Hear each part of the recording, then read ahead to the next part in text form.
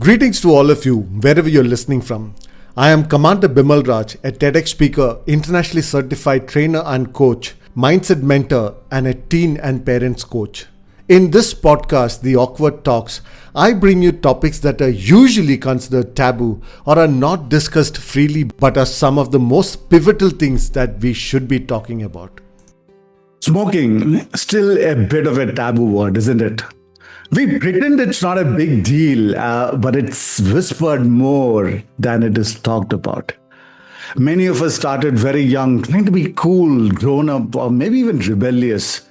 We lit our first cigarette, maybe behind a college building, or on a bunk bed under hostel lights, or outside a family function where we got bored and we just didn't want to be there. We coughed with the first puff. We hid it. But we were very sure that we were not going to continue and we were going to quit very soon. And then years pass. Quitting isn't as simple as willpower. It's layered with identity, habits, shame, pride, and sometimes even deep emotional wiring. So, in this episode of Awkward Talks, I sit with someone who knows the story all too well.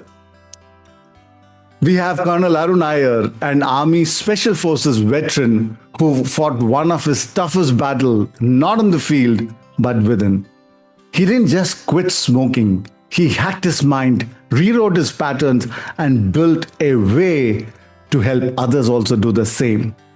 So let's light up this conversation, figuratively, of course. Well, welcome, Col Arun. In fact, this is the first time I'm having a guest for my podcast, and I'm very glad that it's someone from the fraternity, a fellow veteran.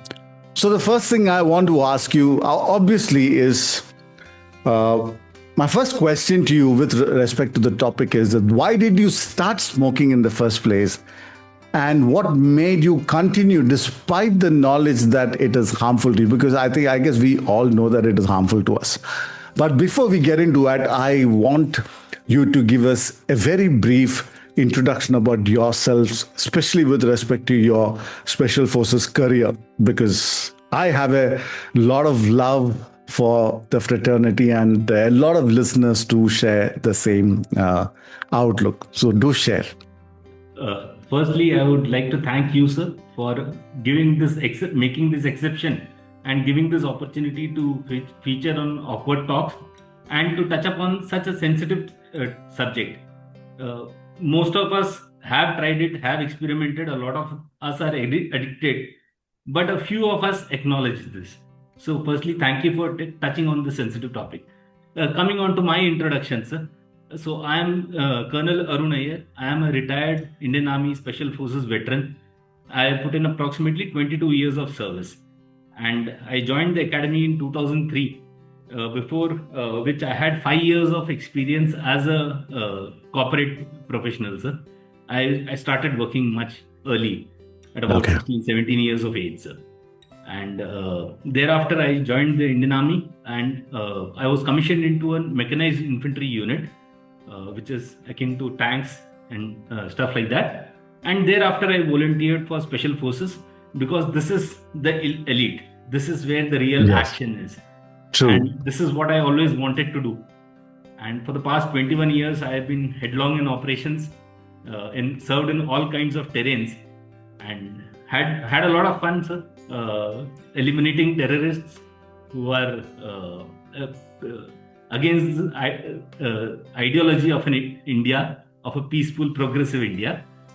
And at the same time, sir, now with over a period of time, I realized that the vices that I was carrying, how harmful it is, and thereafter I have embarked on this particular mission, sir. This is a mission post-retirement. Absolutely fantastic. I mean, I'm very much have a lot of respect for Special Forces. I have a coursemate, some seniors, and as a Marine Commando, and I love to listen to their stories. How the first bullet fired, and I mean, it's absolutely amazing. Okay, but now let's come back to the topic in focus. It's about, like I asked you, why did you start smoking, and what made you continue doing the same thing? So let me rewind myself back, sir. Till 1999, I was a teetotaler, sir. In fact, as a general secretary of my college, I had an argument with the principal that cigarettes are being sold in the vicinity of the college.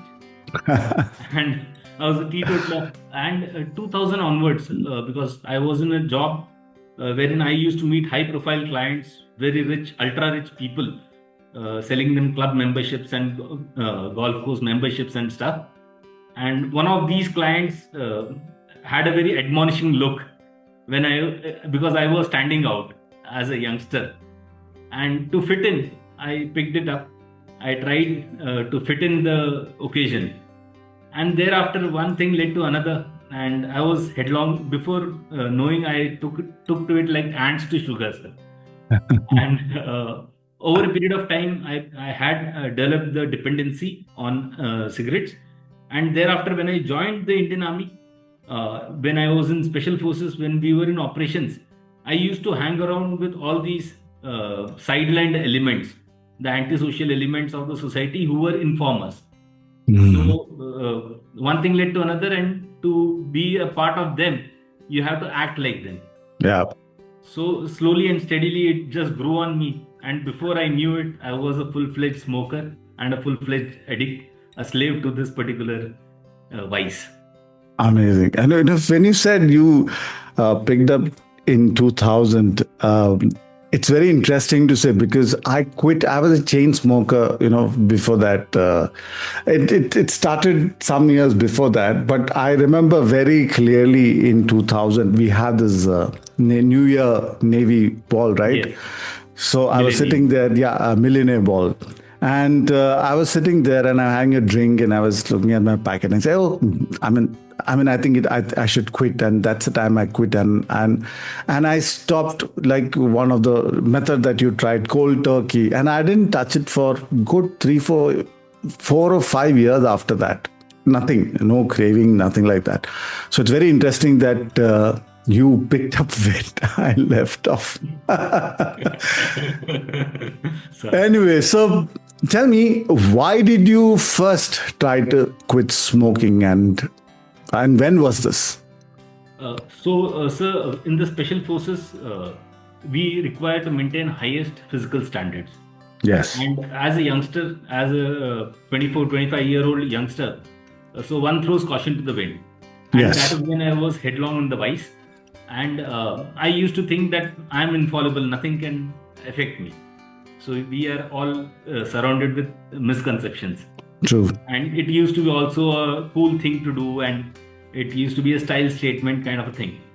But over a period of time, sir, approximately 10 years into the addiction, finally in 2012, there was this particular incident when there was a competition in our battalion. And one of my jawans, one of my soldiers, he tapped me on my shoulder and while running, and he told me, "Saab, you cannot run. You are panting and puffing away." And then it suddenly struck me, and I realized that my physical standards had really gone down, sir. They had degraded.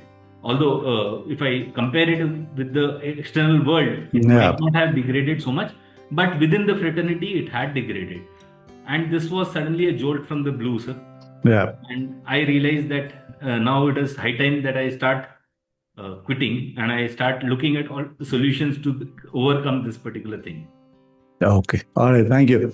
So I know that from our interaction earlier, I know that you have done a ton of research with respect to smoking and different methods and all that kind of stuff. Okay. So before we get into any of the method that you tried, I want you to share with us, the viewer, the listeners actually, what is the biggest lie that all smokers live with? What is something that they really need to hear and understand from you? Sir, so this is a very, very touchy topic that I personally relate to a lot, sir. Because the entire smoking addiction, the entire nicotine addiction is fraught with lies. It is fraught with presuppositions and make-believe stories, sir. So there are so many myths which are attached to it. However, the primary myth, the primary lie that I have found is that is like every smoker is like an ostrich. He buries his head under the sand and thinks that the world is not looking at him. So synonymous to that, every smoker tends to live in a state of denial. So today, if I speak to a smoker, and he'll say that I can quit it anytime. True, very true. And people are not ready to understand that this is an addiction. This is an addiction similar, if not more, dangerous than heroin, cocaine, or meth, and stuff like that. And the saddest part is that it is a legal addiction. Oh yeah, true. So True. even if you want to have alcohol, you cannot have it in broad daylight in the middle of a busy crowded street, right? Yeah. However, when you want to have a cigarette, when you want to smoke, there are no strings attached, and it is available at the drop of a hat. So the biggest lie that I find is that people are not convinced themselves that they are entrapped in an addiction, and this addiction is the most serious life threatening incident. Like, people participate in lotteries, people participate in contests where there's 1 in a million chance of winning a lottery. However, they think that they'll be the lucky person who will win amongst all the millions who participate. But cigarettes have a 50% casualty rate. So every second person is going to die of nicotine related diseases or some other complications which are caused by nicotine. And they conveniently presume that they will not be the unlucky ones who will be afflicted by the disease. Absolutely. So that is the biggest lie, sir. And I would really like to educate this to the common public, to the common consumer, that all the myths that smoking relieves our stress, it helps us fight boredom, all these kind of myths and the propaganda which is there in the open industry, in OTT channels, etc., those myths have to be looked over. Absolutely, I completely agree with you. In fact, I had done some research myself as well, and there is another big lie that I found people in things.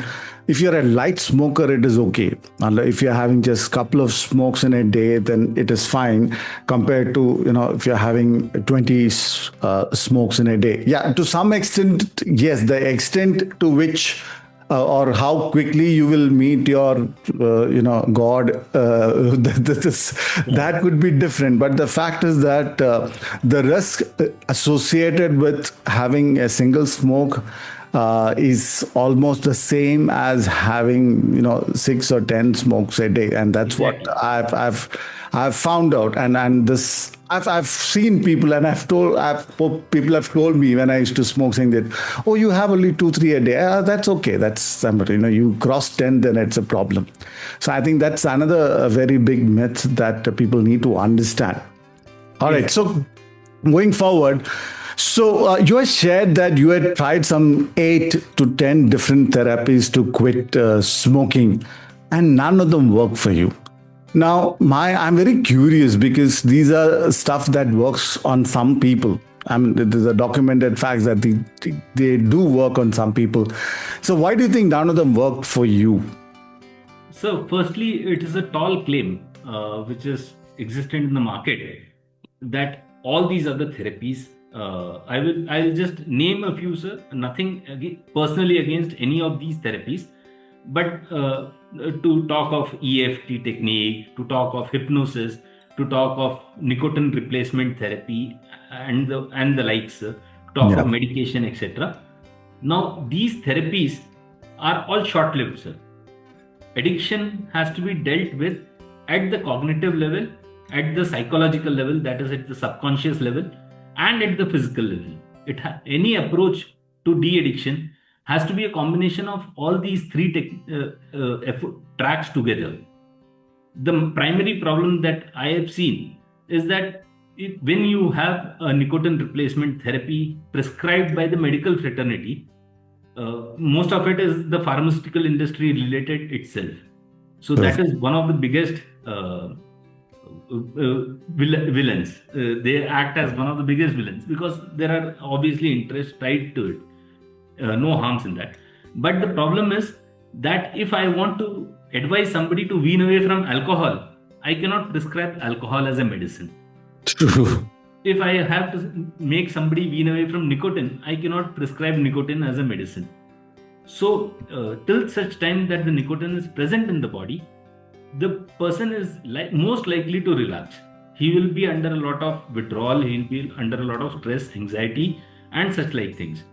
The biggest claims that all these therapies make is that they help people abstain, they help people leave the vice. However, quitting is very easy, sir. Every smoker who smokes 20 cigarettes a day quits 20 times a day, sir, because he extinguishes one cigarette and he's off till the time he lights the next. But the problem is that when does the smoker relapse?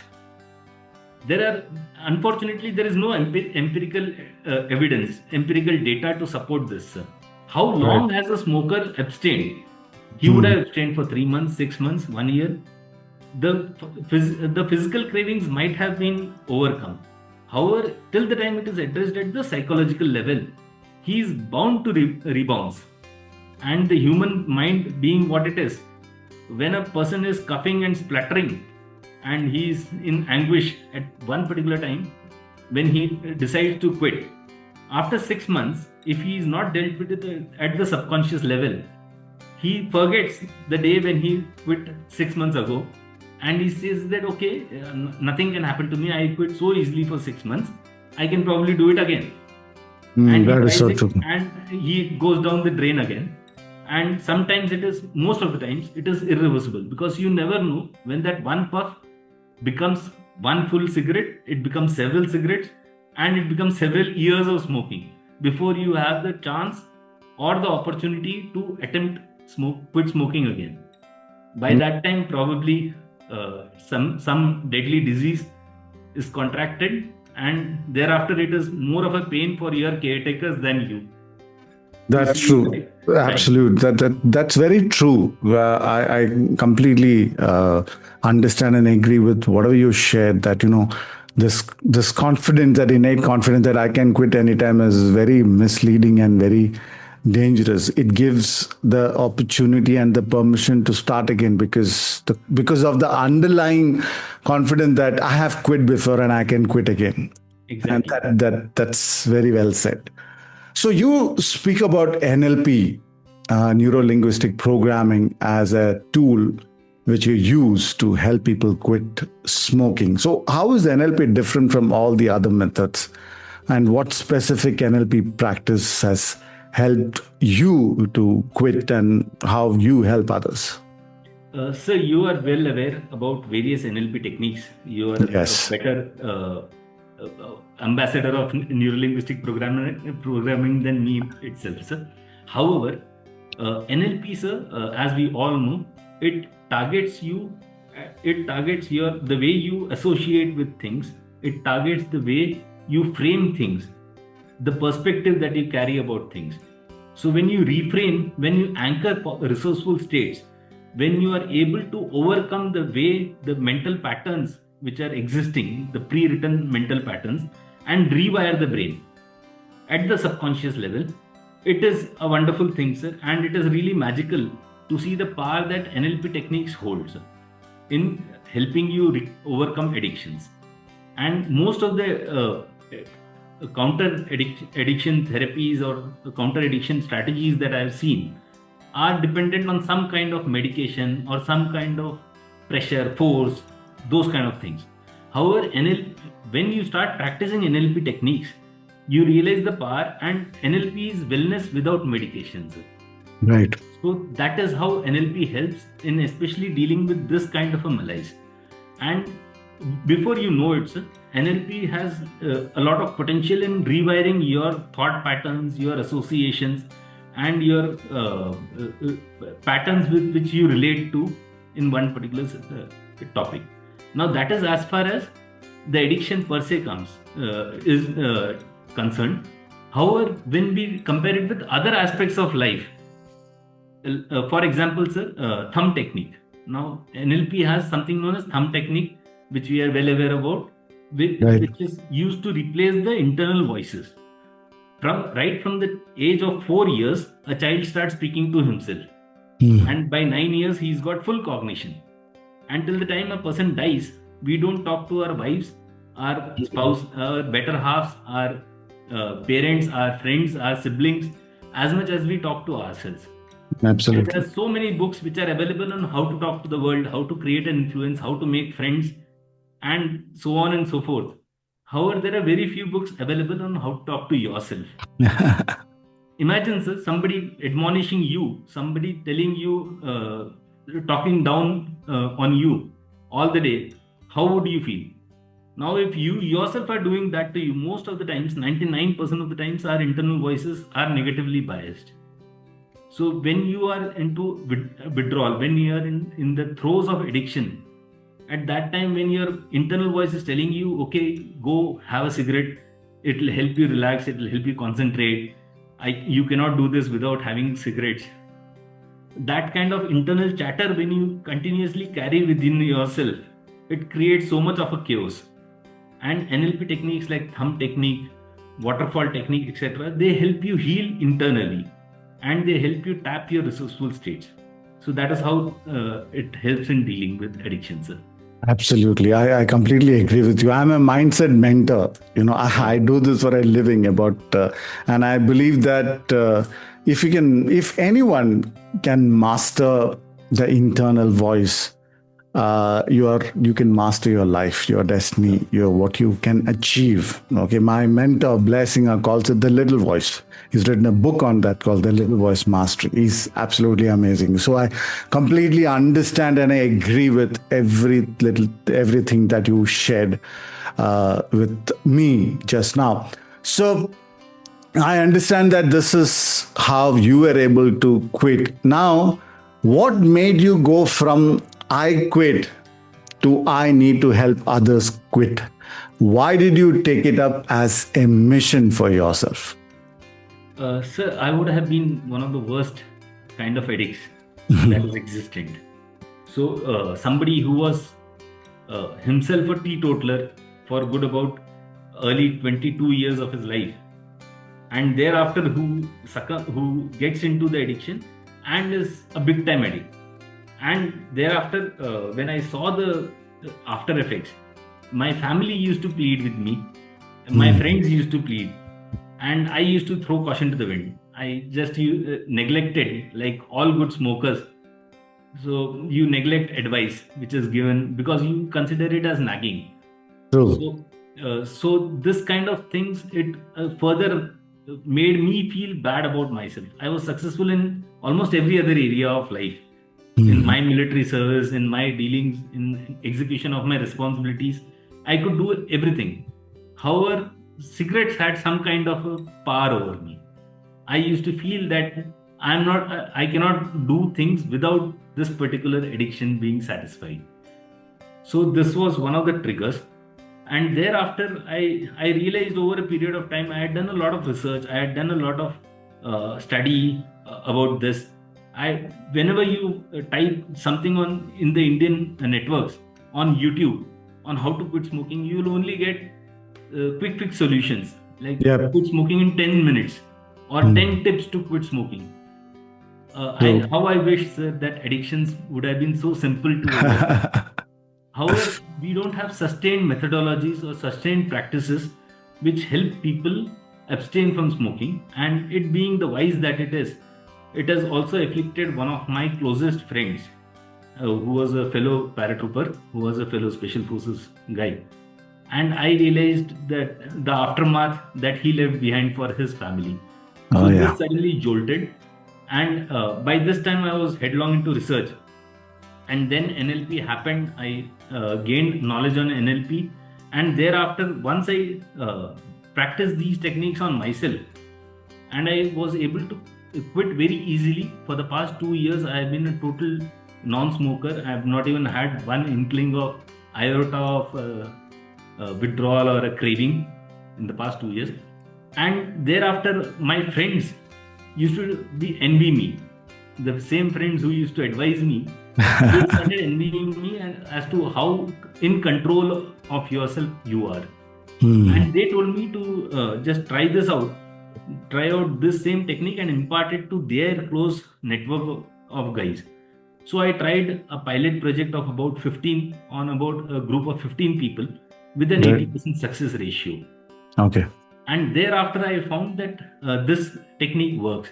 And in the past 2 to 2.5 years, I have helped approximately 122 people to abstain from the vice. Oh, that's So over a fantastic. period of time, I realized that the technique is very powerful, and it has got so many positives. Not only to quit addiction, but in generally having a successful and a peaceful life. So Okay. towards this, I incorporated it as a technique.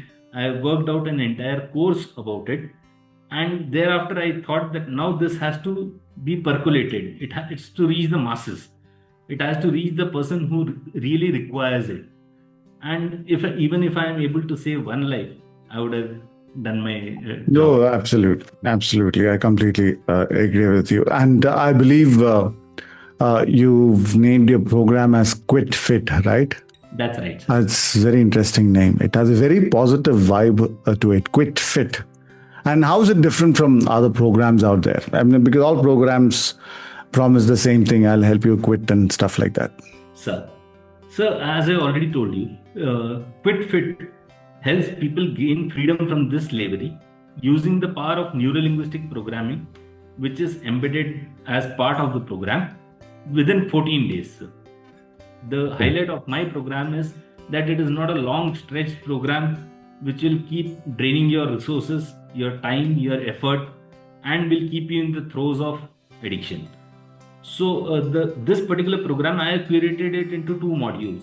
The first module deals with the psychological part and the cognitive part, sir.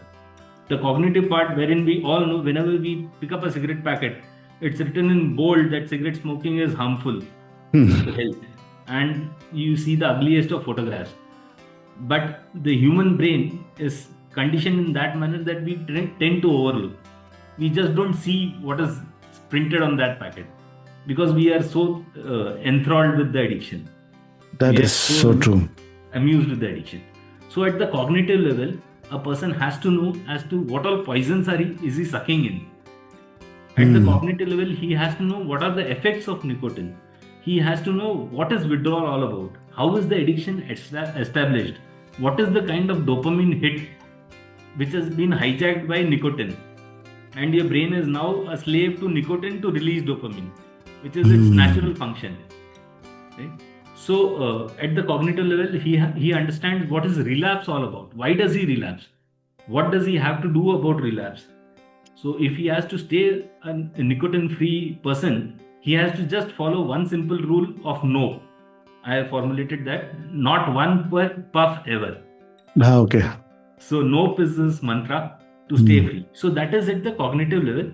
Along with this, there are NLP techniques which help him make the soil fertile. It is like helping him imbibe the idea in his brain, starting to rewire his brain, and giving him all these techniques in the first 7 days. Thereafter, in the next 7 days, it is like going into a match. If you are going into a match in a competition, you know what the opponent, what all things can he throw at you, what all twists and turns can you expect. So here also we are doing the same kind of conditioning, wherein every day, that is from day 8 till day 14, which is the nicotine-free phase, the physical handling of the urge. So every day is preceded by a discussion as to what all things can you expect. It is like a spectrum, and the entire spectrum of things is presented to a person, and thereafter now the person may not. He may experience all of them, he may experience a few of them, he may experience none of them. But at least he is ready that, okay, these things are likely to happen to me. So the first day I am quitting smoking because I have been smoking for the past 20 years. Now the first day, every second moment, my brain will tell me that you require nicotine. There will be a lot of inner chatter. True. So we are dealing with what all to expect and empowering the person. At the same time, after the day ends, we have a session wherein we take a feedback on what all did the community, what all did the cohort experience. So people come forth with their experiences, that what was difficult for them, what was easy for them. They empower each other and they grow together. So by the end of the second week, that is module 2, 14th day, a person is 7 days without nicotine. After 3 days of 72 hours of sustained non-nicotine intake, his body is totally devoid of nicotine. Now it is only the psychological urges. And in these 7 days, he's generally gone through everything, right from getting up in the morning,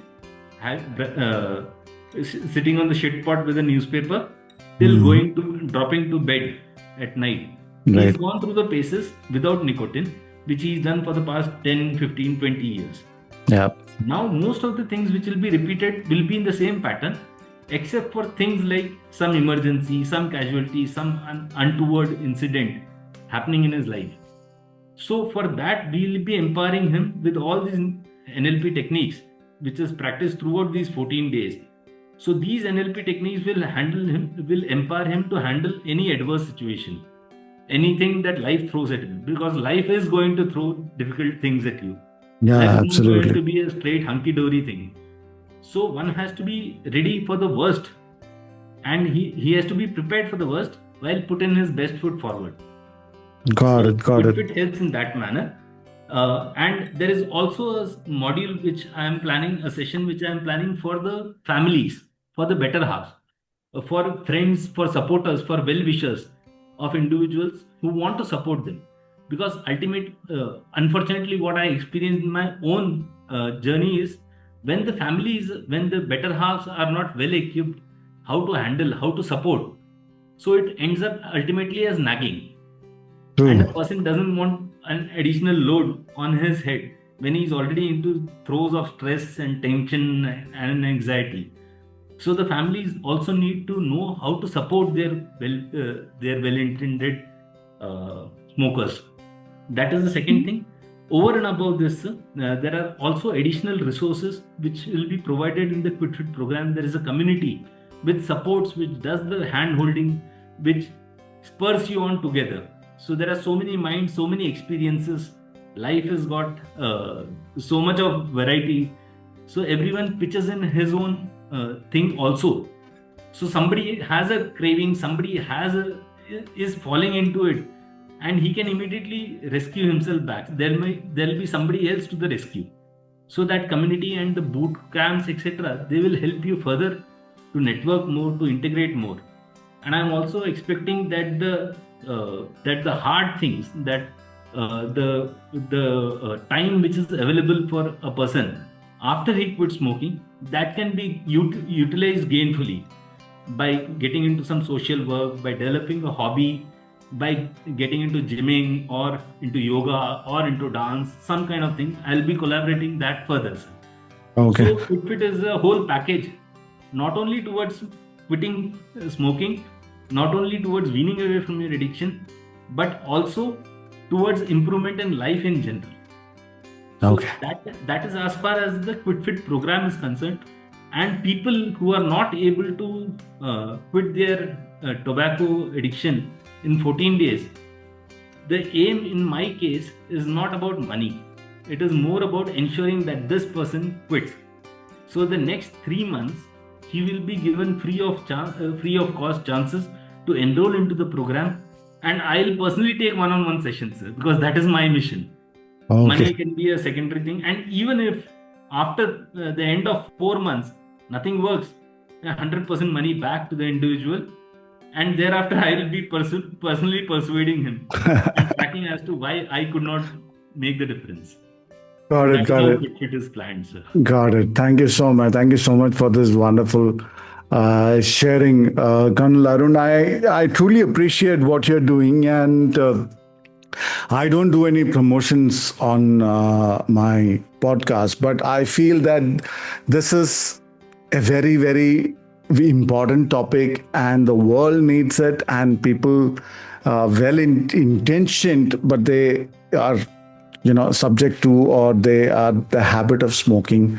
And it is very difficult, when I was doing my NLP program, I remember my instructor, Mr. David, he was sharing that smoking is, I was talking to him about, how can you help people quit smoking? And he said that it is one of the most difficult things to make happen through the NLP technique, that there has to be a lot of, you have to work with them for a period of time. And that is exactly what you are doing. And I brought you in because I know that this is going to help a lot of people. And I'm sure you have you have some place where if they want to reach out to you, how can they reach out to you to connect with you? I've got my own website. So I'll share the link of the website, sir. It is. Yeah, you can share the link of the website. I'll put it in the description of the podcast so that they can reach out to you if they want. Yes, sir. And if they have any queries or some more Certainly. information that is required, they can Certainly, reach sir. out to you from the And email. my enlistment process is also, sir, that before I take on a client, before I take on somebody out for reform, I want to understand whether the commitment is on 10 from his side or not. Yes. Towards that, sir, in my flow, I made it imperative that there is a Calendly call, a one-on-one call, half an hour, 30 minutes of call, wherein both of us understand each other. And I want to be sure that, because it is my credibility at stake. It is, and I would not like to fail in a mission, sir. I have not failed so much. I completely agree with you, because especially when it comes to smoking, you cannot even think of being a non-smoker unless you are 100% invested and committed towards it. Your why should be very strong. I mean, for everything that you do, but especially with respect to smoking. Yes. Because our mind will continually, even when you have quit smoking for a year, your mind will continually look for an excuse to, light up once or take a puff. So thank you very much, Arun. And we definitely need to have another podcast where we will just talk about your exciting life as a Special Forces Commando. You're one of those people whom the nation is proud of. We are indebted to you. Even though I'm also part of the armed forces, but you guys do a lot of stuff that we in armed forces aspire and dream of doing. So first of all, thank you for your service. Thank you for, being at the forefront of our nation. And now, thank you for being a warrior to help and save others. Thank you so much, Arun, for coming in. Thank you so much, sir. Thank you so much, sir. My gratitude, sir. And I'm so glad that you have touched on this kind of a topic, which people take for granted, sir. Yeah. True. And because it is taken for granted, people think that we'll just overcome it. One fine day, I'll throw away the cigarette. But that one fine day will be something of a day of reckoning. Because by that time, the harm that somebody would have done to himself would have been great, sir. So All right. The earlier the better. And I just hope that people start realizing, and with vaping and all this coming in, the youngsters, when they take up smoking, as per the reports, people take up to smoking at 11 and a half years of age. Yeah. Trying e-cigarettes and vapes and all those kind of things which are illegal in India. So I just hope that the future generation continues to thrive and not just go down the hill. Yeah, let's hope for a better and smoke-free India, and your initiative will definitely work towards that. And thank you so much once again. Anyone listening, if you would like to reach out to Colonel Arun, please first make sure that you really want to do it. And if you want to do it, then reach out on the website that is given in the description of the podcast. All right. Or otherwise, you can even do a Google search for Quit Fit, and I'm sure you'll be able to stumble upon his website. So thank you so much, Col Arun, and glad you could join me. Thank you. Thank you so much, sir. Have a great day, sir. Yeah. Jai Hind.